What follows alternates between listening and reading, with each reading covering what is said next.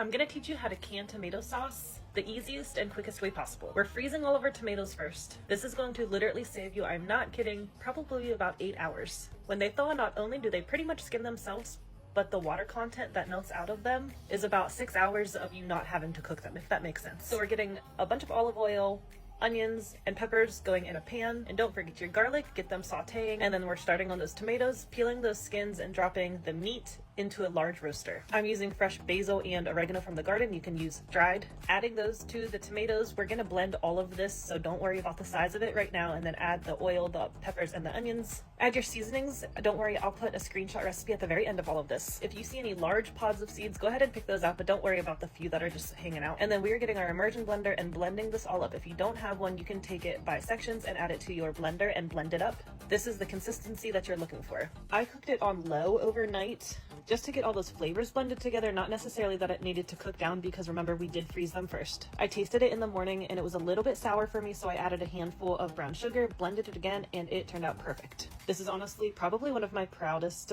recipes yet. It's so good. And then we're filling our jars to 1/2 inch headspace, wiping those rims down really well with some white vinegar so we get a good seal. Flats and rings are going on just fingertip tight, no tighter. These are being water bath canned, pints for 35 minutes and quarts for 40 minutes.